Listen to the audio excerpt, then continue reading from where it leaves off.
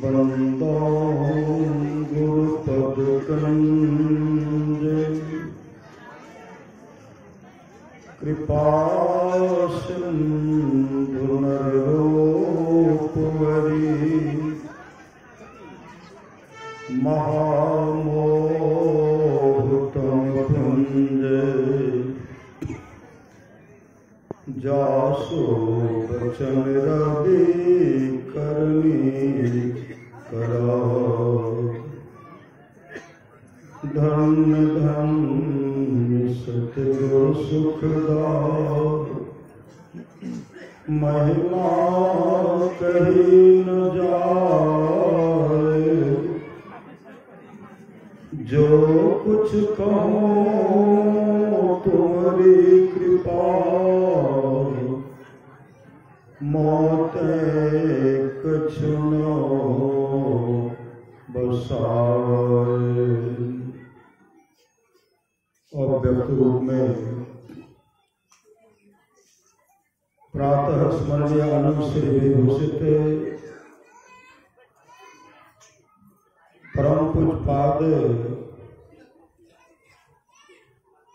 सद्गुरु महाराज की चरणों में कोटि कोटि नमन।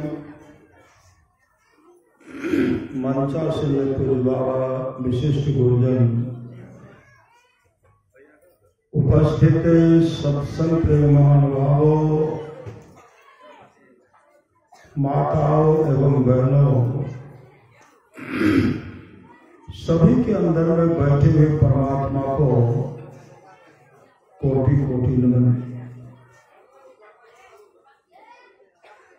महापुरुष की वाणी है, अपनी अपनी करनी अपने अपने साथ, अपने अपने साथ करे जो आगे आवे, बाप के करने बाप पोत पोत ही पावे, जोरू के करने जोरू खसम खसम को फलता, अपने ही करने से जीव भव जल पार उतरता।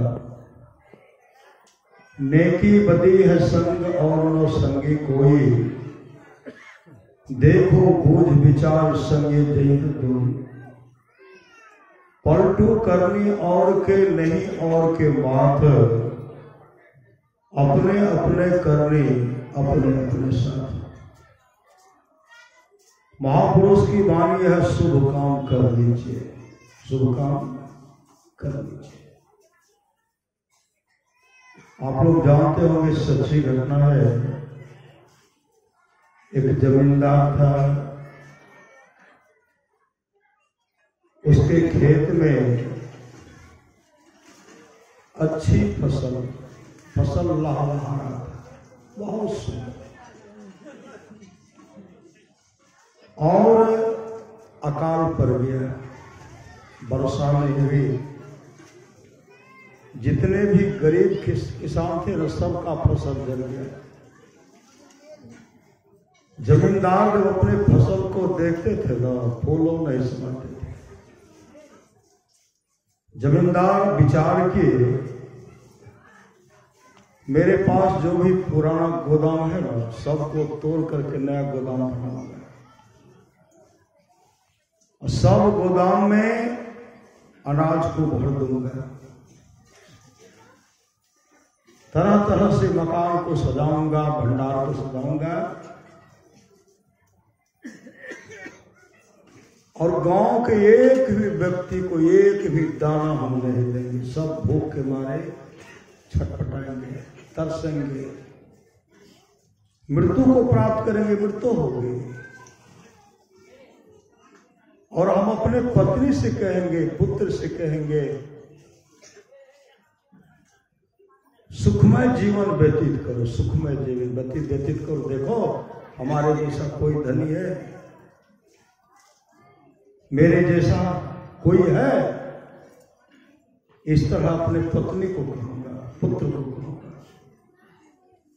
इस तरह जो वो सोच रहे थे, उसके सोच पर परमात्मा मुस्कुराने लगे, मुस्कुराते हुए कहते,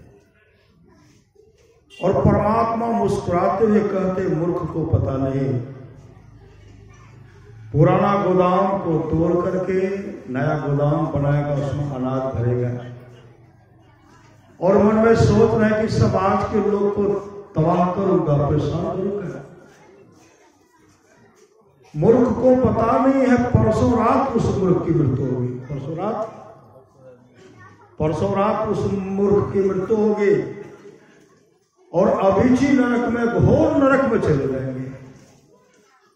जब शरीर से जीवात्मा निकलेगी, जमदूत घसीटते हुए लेके जाएंगे, तरह तरह का कष्ट। क्यों? कि खान पान में वो सुधार नहीं करते, मछली, मांस, अंडा, शराब का सेवन करते थे, ऐठ कर करते थे। महापुरुष की वाणी है, चलत कत ऐठो ऐठो ऐठो, और चलत कत टेढ़ो टेढ़ो टेढ़ो। समय हुई, उनकी मृत्यु हो गई, फसल खेते में रह गया, और फसल को देख भी नहीं पाया। महापुरुष की वाणी, शुभ काम कर लीजिए, जितना जल्दी हो कर लीजिए। जो काम करने के लिए वो काम नहीं कर रहे, वो काम नहीं कर रहे। आए थे हरि भजन को औटन लगे कपास। आप लोग जानते होंगे, सच्ची घटना है। मरने के बाद क्या होगा? कल पूजपाल बाबा से सुन रहे थे, रात्रिकाल सत्य में कल मरने के बाद क्या होगा? मौत होगी। सभी की मौत है, दिन न कोई रहने आया है। जगत यह धर्मशाला है, मुसाफिर क्यों भुलाया है। जगत यह स्वप्न की रचना, न इसकी हर चिंता कर। सभी परदेश के पंथे, तू नाहक मोह जाया। बहुत अच्छा ढंग से सुन रहे थे बाबा, सुन रहे थे।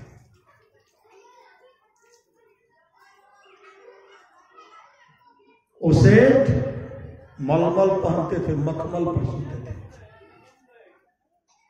मछली, मांस, शराब का नशा का सेवन करते थे। और उनके दरवाजे के सामने गरीब व्यक्ति लाजर था। लाजर के शरीर में, पूरा शरीर में घाव भरा हुआ था,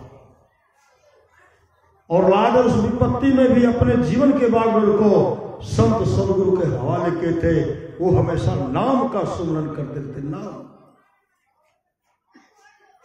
संत कबीर ने कहा, नाम लगन छोटे नहीं, सोई साधु सयान। वही सयाना है, वही साधु है, वही चतुर है, वही बुद्धिमान है, वही विद्वान है, जो नाम का सुमरन करते हैं। धन में बड़ा हो, जाति में बड़ा हो, प्रतिष्ठा में बड़ा हो, अगर उसके अंदर में नाम नहीं है तो गरीब से भी बदतर है, गरीब से भी बदतर है। उसकी बहुत बड़ी फजीहत होगी। कहां? जमराज का अदालत में एक एक हिसाब चुकाना मुश्किल हो गया, हिसाब देना मुश्किल हो गया। वो मलमल पहनते थे, मखमल पर सोते थे, अब फूलों नहीं संभाले थे। अंडा, गंडा, मांस, मछली, शराब का सेवन करते थे। और गरीब व्यक्ति जो लाजर था, उनके शरीर में घाव भी था, इतना शरीर में घाव भरा हुआ था, उसके घाव को कुत्ता आकर के चाटा करते थे। शरीर में शक्ति नहीं थी कि कुत्ता को हटा पाएंगे, नहीं हटा पाते। लेकिन ये धनी शेर जो खाते थे, मेज पर जो चूर चार गिरता था, चूर चार, उसके लिए वहां लाजर तरसते रहता था। अगर थोड़ा भी दे देता, चूरो चार दे देता, भूख की क्षुधा को मिटाता। लेकिन ऐसा अभागा था श्री सदगुरु, कभी किसी को दान नहीं करते थे, कभी किसी को। विपत्ति में लाजर नाम का सुमरन करते हुए लाजर की मृत्यु हो गई, और लाजर को कब्र में दफना दिया गया। धनी सेठ की भी मृत्यु हुई, और जब धनी सेठ की मृत्यु हुई, जमदूत आए और पकड़ करके जमराज की अदालत ले गए। और जमराज के पास जब ले गए, जमराज उनसे हिसाब पूछते हैं, बताओ क्या सब किया। कोई शुभ काम कर दे तब ना, कोई शुभ काम। जो 10 20 50 भय सत हो 1000 तो लाख मंगेगी, कोटि अरब खरब असंख्य धरापति होने की चाह जगेगी, पृथ्वी पाताल राज करो तृष्णाधिकाधिक आग लगेगी, सुंदर एक संतोष बिना सत्य तेरी तो भूख कबू की भगेगी। संतोष वृद्धि जब तक नहीं आएंगे तब तक भूख भागने वाली नहीं है। जीवन में शुभ काम नहीं देते। जमराज उनसे हिसाब पूछते क्या सब किया, अब कोई जवाब नहीं। शुभ काम किया कि नहीं, सत्संग भजन किया कि नहीं, कहा मौका कहां मिला बटोरने में। महापुरुष की वाणी आगाह है जिसको मौत की कोई बसर नहीं, और सौदा है 100 बरस की पल भर की खबर नहीं। कब यह शरीर है नहीं है इसका कोई ठिकाना नहीं है। महापुरुष की वाणी है मत अभिमान करो तन धन का छिन्ही में सब खोई रे, जैसे अहंकार भ्रमित मत तुमरी अंत का रोई रे। अंत में रोना पड़ेगा, चीखना पड़ेगा, चिल्लाना पड़ेगा। भगवान बुद्ध ने कहा जब जमदूत घसीट करके ले जाएंगे उस समय कहेंगे हाय यह दुख है।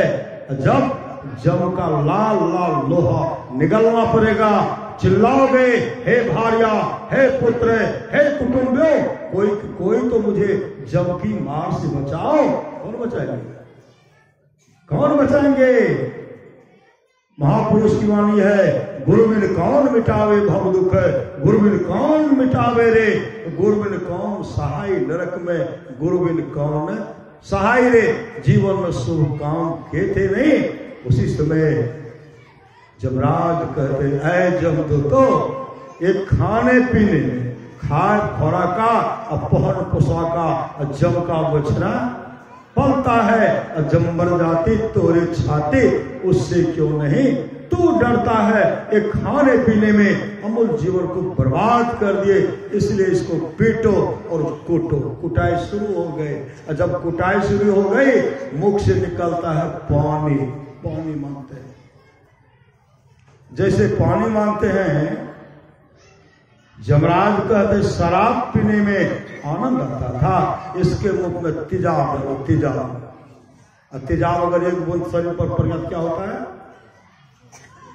शरीर चकाचक की जलन होता है, जलन न। चीखते हैं, चिल्लाते हैं, भार्या बताओ कौन बचाएंगे, हे पुत्र बचाओ कौन बचाएंगे।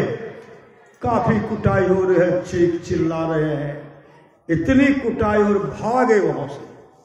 भागे 80 पत्र वृक्ष था, उस वृक्ष के पास पहुंचे, सोचते वृक्ष के पास जाएंगे ना छाया मिलेगा।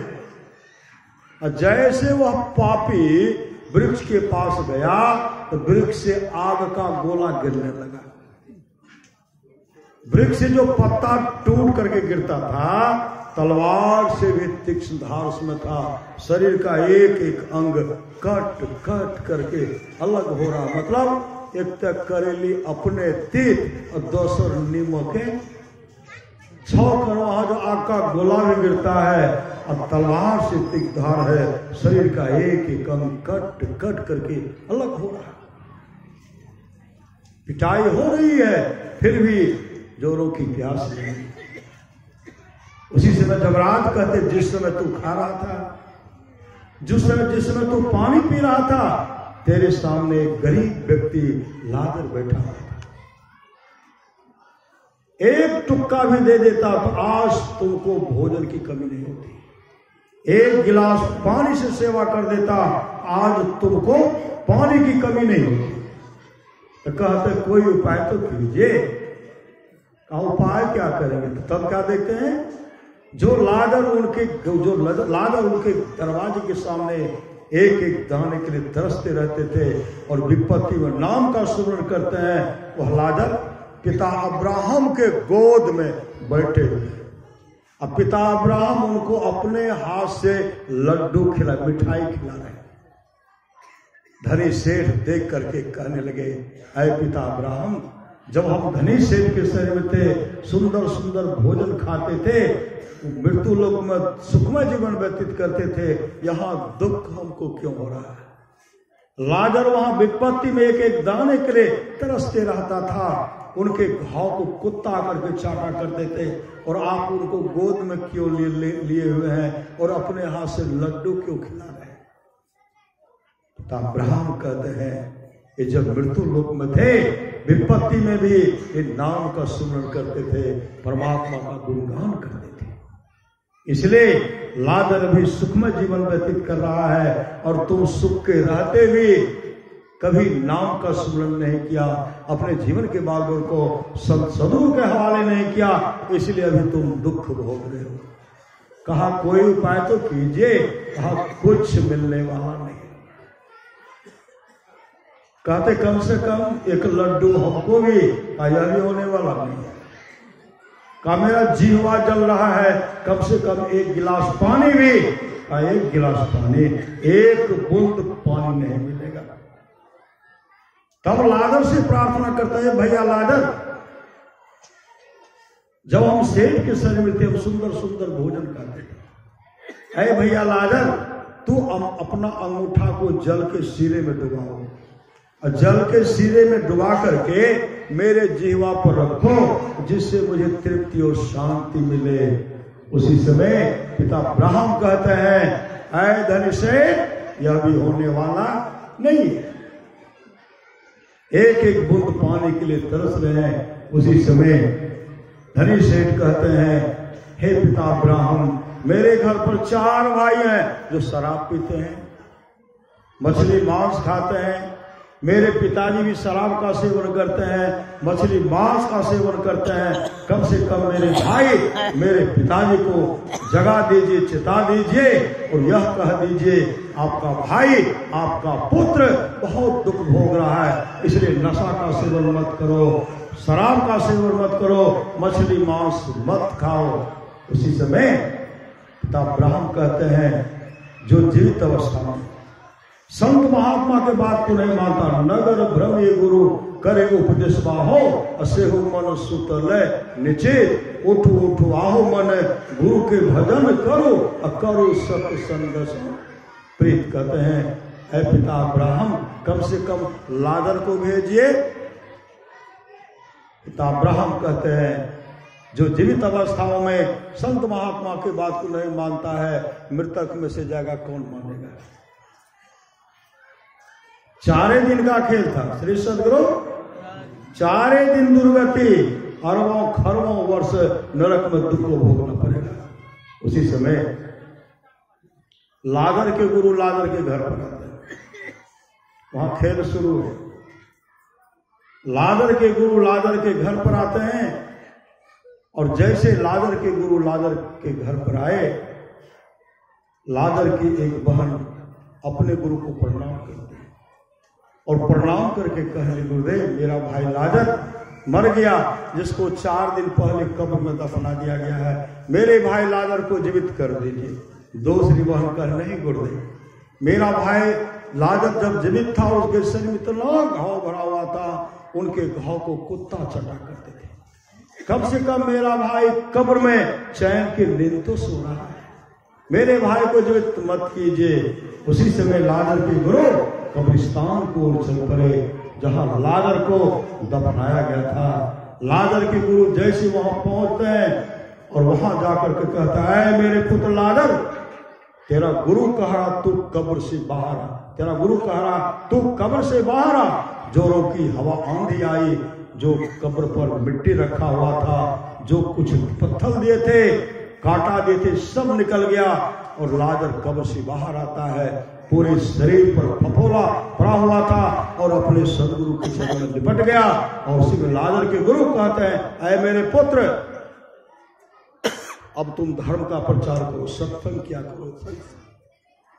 वही आकर के जो धनी सेठ को जो नरक के कुंड में डाल दिया गया था, वही कहते, शराब पीने से बहुत बड़ी दुर्गति उस सेठ की हुई, मांस मछली खाने से बहुत बड़ी दुर्गति हुई। सबको, उनके भाई को, पिता को मछली मांस और घूर घूर करके वो धर्म का प्रचार किया। तो संत महात्मा तो जगाते हैं, नगर भ्रमिये गुरु करे उपदेशवा हो, से हो मन सुतल नीचे, उठो उठवाहो मन गुरु के भजन करो, करो सत्संग सो प्रीत। आप लोग जानते हो कारोबार पास कितना धन था? इतना संपत्ति था कि 24 ऊंट पर तिजोरी के सिर्फ चाबी का गुच्छा था, चाबी का गुच्छा, इतना 24 ऊंट पर, 24 ऊंट पर तिजोरी पर चाबी का गुच्छा।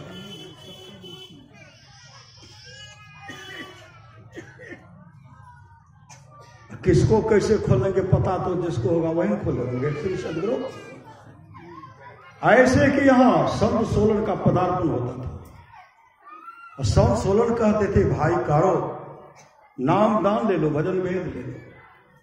सब दिन तो हाँ भरते रह गए, हाँ, लेकिन ऐसा एक दिन उन पर भूत सवार हो गया कि प्रेत सवार हो गया कहिए। उसी समय संत सोलन उनको उपदेश कर रहे थे, अपने जीवन के बागुर को संत सदगुरु के हवाले कीजिए, दीक्षा ले लो भैया, दीक्षा ले लो। कारो बासा कहते कि नगोटीधारी महात्मा हमको समझाने के लिए चला, शरीर पर सुंदर वस्त्र नहीं है, एक बादशाह को समझाने के लिए चला। अरे जल्लादो इसको पकड़ो, अरे सिपाही पकड़ो, इसको जल्लाद के हवाले कर दो और फांसी के तट पर चढ़ा दो, डालो।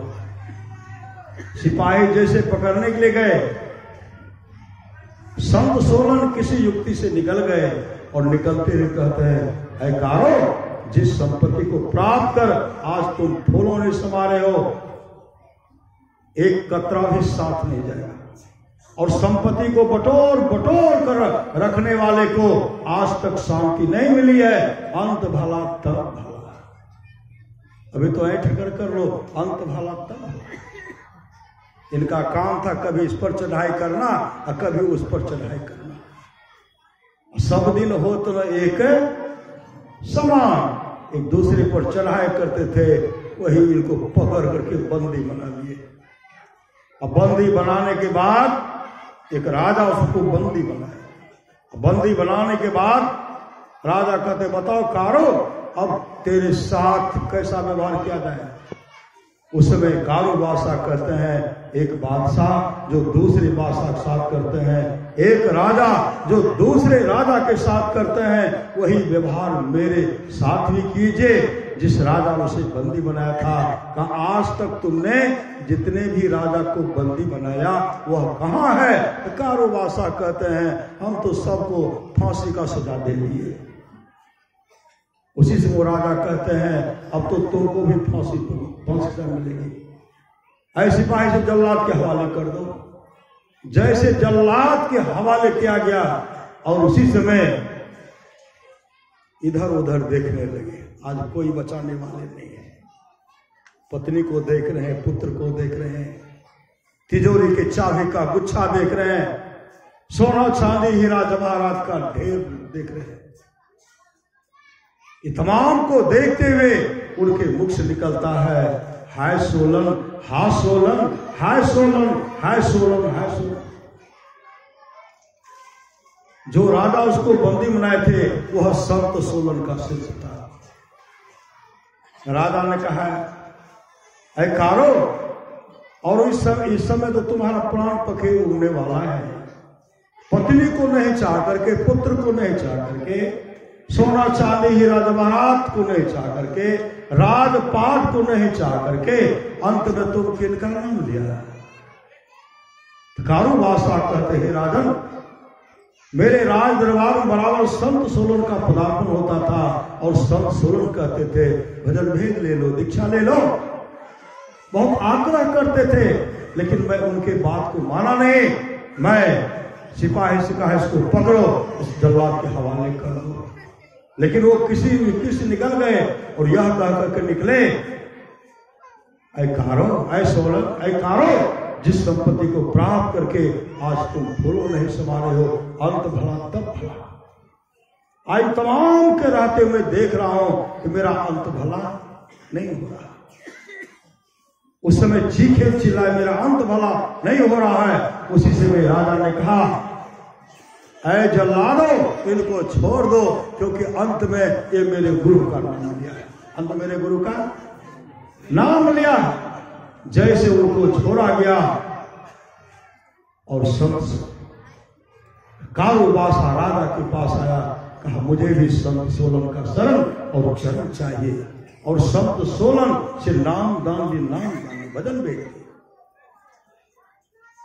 इसलिए संत कबीर ने कहा, नाम सुमर नर बाबरे तेरी सदा न दे यारे, यह माया को कौन के केकरे संग लागी रे, गुदरी सी उठ जाएगी चित चेत अभागी रे, सोने की लंका बने भय धूर की धानी रे, सोई रावण की साहिबी छिन्न माही मिलानी रे, सोरा जोजन मध्य में चले छत्र की छाई रे, सोई दुर्योधन मिल गए माटी के माही रे, भव सागर में आए के कछु क्यों न नेकारे, यह जीरा अनमोल है कोरी में ठेकारे, कहे कबीर पुकार के यहाँ कोई न अपना रे, यह जीरा चली जाएगी जैसे रैन का सपना। आप लोग पढ़े होंगे अखंड ज्योति।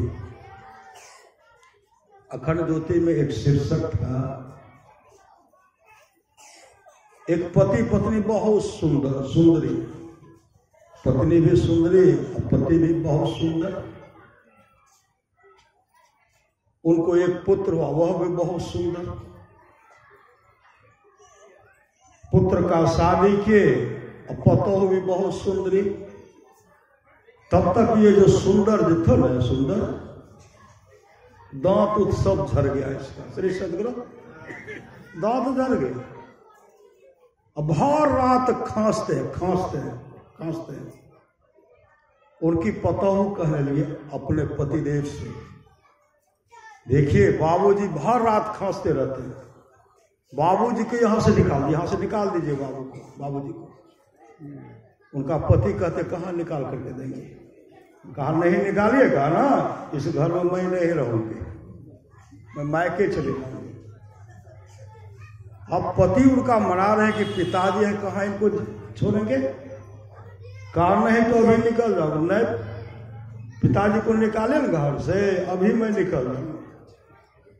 अब पत्नी के बहकावे में आकर के अपने पिताजी को कहते हैं बाबू हो, कहते हो नो, कल के चलो न मेला देखे ले, कते मेला लागे छे हो, कल के अमुक जगह मेला लागे छे, चलो न जिलेबी खइयो। तो पहले बहुत जिलेबी खाते थे, दांत था चकाचक, तो खूब जिलेबी झाड़ते थे, चलो जिलेबी खइयो, गर्मे खिलेबो।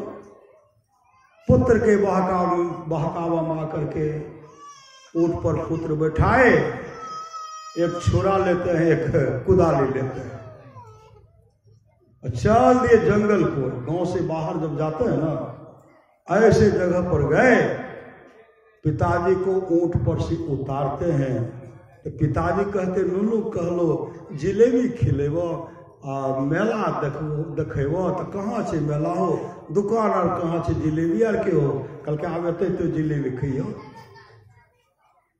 हमारा तबाह कर दो, हमारे पत्नी भाई, तो सुंदरी पत्नी हमारे भाई। अरे सुंदरी जो ससुर का अपमान करते हैं, जो सास ससुर का अपमान करते हैं, वो सुंदरी छे कि सुंदरी छे, क्या छे? श्री सदगुरु यहाँ के लोगों को नहीं कहते, बहुत जगह होता है। श्री सदगुरु आप लोगों ने सब जगह हमें को कहते, सो बात। और सच्ची घटना, सच्ची घटना, पिताजी को उतारते हैं, पिताजी को पटक करके सीने पर बैठ गए, जैसे छुरा का प्रहार करना चाहते हैं।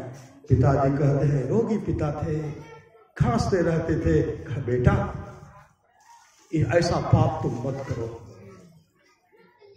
मेरा हत्या मत करो।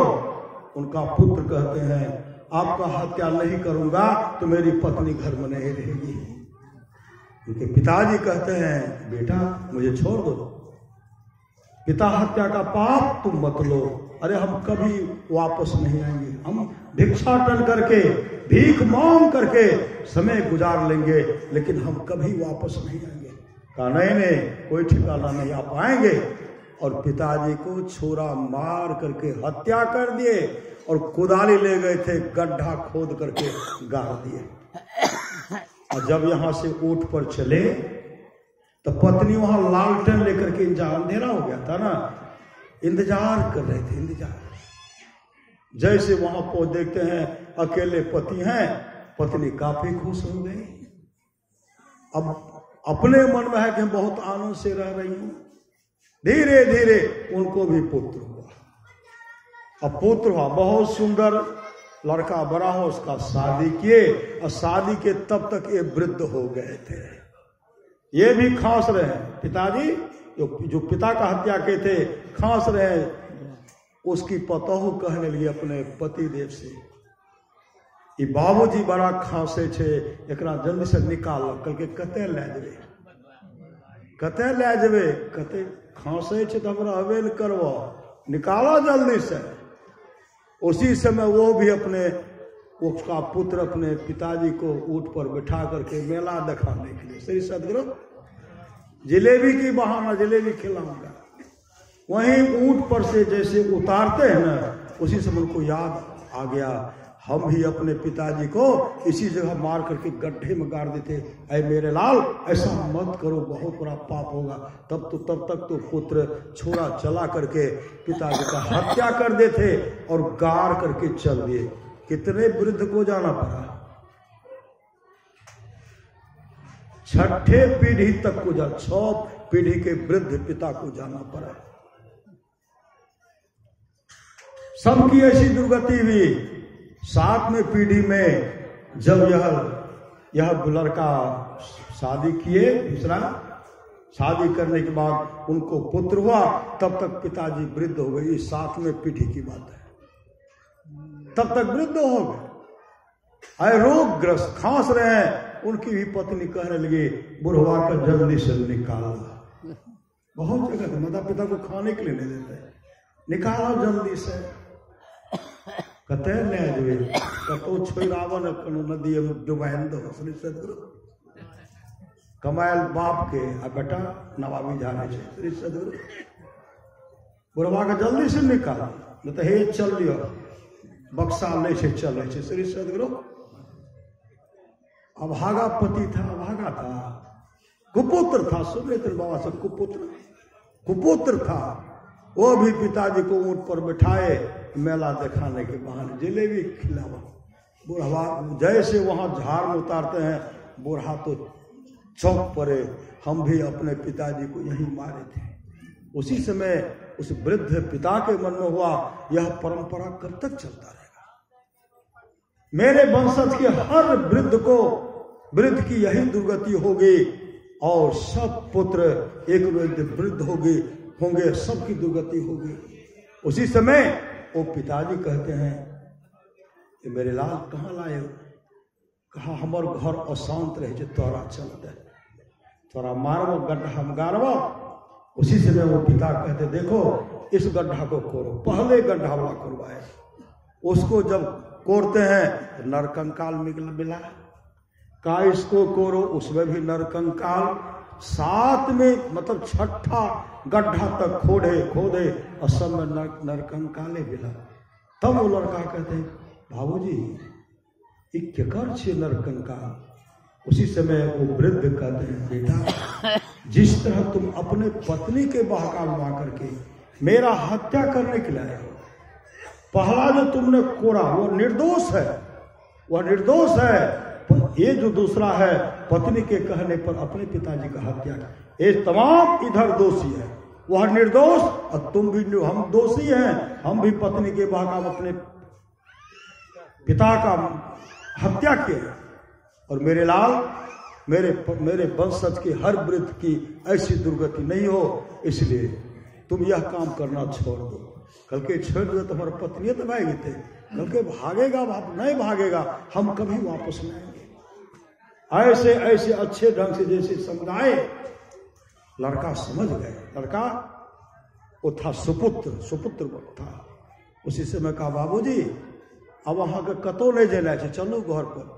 कल के इलाज में तो पत्नी तो भाग, कल के पत्नी छे, पत्नी तो पतन करते छे, धर्म पत्नी हेते तो रहते, अब पत्नी हेते तो जैते। ऐले बाबूजी चल, जैसे ऊंट पर बैठाए और जैसे वहां गए तो पत्नी इंतजार कर रही थी लालटेन लेकर के। जैसे देखते हैं ससुरो अथी बचे लालटेन को पटक दिए और दौड़ करके घर में जाकर के दे हाथ को पटक रही है। पिता को उतार करके यह युवक भीतर गए, अपने पत्नी से सारा वृत्तांत सब कहानी समझाई। जैसे कहानी कहे अब पुतोह भी अब है सुपो तो पुतोह बन गई, अपने ससुर के चरण लिपट गए, बाबूजी हमको माफ कर दीजिए, मैंने बहुत बड़ी गलती की। उस मन के ससुर कहते बेटी तू नहीं, गलती तो हम किए, हमारी पत्नी किए थे, हमारे वंशज के लोग किए थे। अब उस दिन से वो सेवा करने लगे। उस दिन से वृद्ध पिता का बेटा पुतोह भरपूर सेवा किए और उसका जीवन मंगलमय हो गया। आपस में मेल से रहे, जहां सुमति तहां संपत्ति नाना और जहां कुमति तहां विपत्ति निधाना।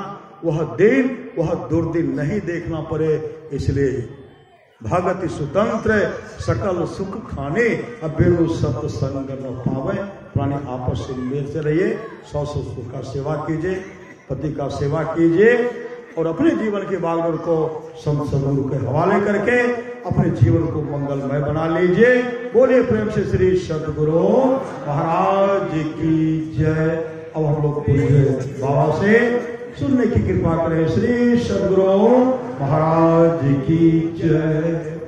श्री सद्गुरु महाराज की जय। बाबा से हम लोग सुने आग्रह बाबा से अपने सभी ग्रामीण को लाभान्वित करने की कृपा करें।